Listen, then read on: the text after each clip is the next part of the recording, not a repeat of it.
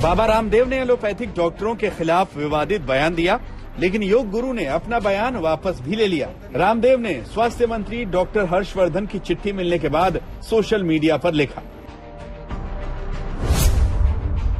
आपका पत्र प्राप्त हुआ।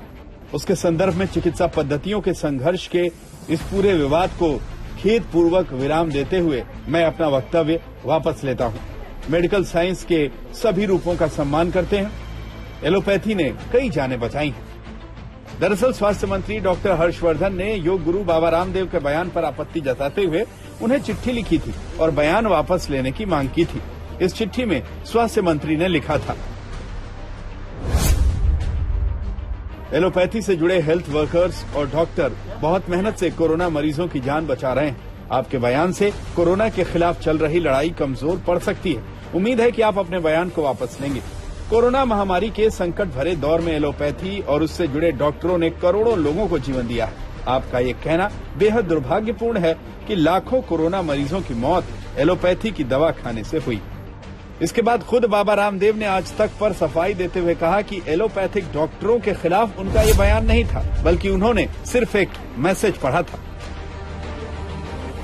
डॉक्टर हर्षवर्धन जी का आदर करते हुए एक करुणा के साथ मैंने अपनी बात कही है। इस विवाद को खत्म करने के लिए मैंने उस समय भी बोला था, अभी भी बोल रहा हूं। मैं एक व्हाट्सएप मैसेज पढ़ रहा था, ये मेरा बयान नहीं था। दूसरी बात, डॉक्टरों के योगदान को स्वामी रामदेव ने कभी नकारा नहीं।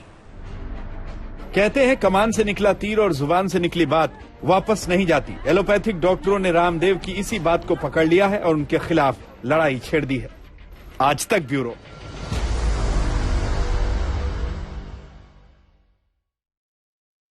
बाबा रामदेव के सहयोगी आचार्य बालकृष्ण पूरी तरह से बाबा के बचाव में खड़े हैं। वो कह रहे हैं कि कोरोनिल की कामयाबी लोगों को चुभ रही है। बाबा ने जो भी कहा है उसका गलत मतलब निकाला जा रहा है।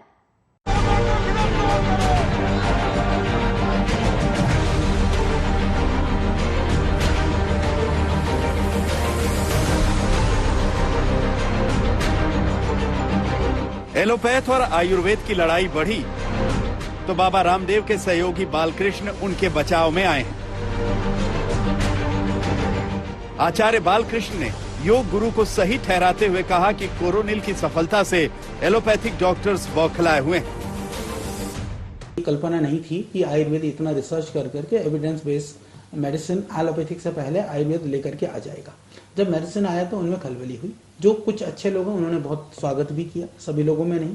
तो जो कुछ ऐसे लोग हैं या तो जो जानना नहीं चाहते थे या जो पहले से ही मानसिकता उनकी ऐसी थी कि जो विरोध करना चाहते थे, इसलिए उन्होंने उसको विरोध करने का प्रयास किया, दबाने का प्रयास किया। परंतु कोरोनिल ने काम किया, लोग ठीक हुए, लोगों ने स्वीकार किया। श्रद्धेय स्वामी जी ने किसी के द्वारा भेजा हुआ मैसेज को पढ़ते हुए उन्होंने ये लाइन जोड़ दिया कि भाई एलोपैथिक औषधियों से तो चिकित्सकों को भी पीड़ा हो रही है और हमें पीड़ा है, हमें दर्द है, और पीड़ा को व्यक्त कर रहे थे। तो वो ऐसा नहीं कि किसी के उपहास उड़ा रहे थे।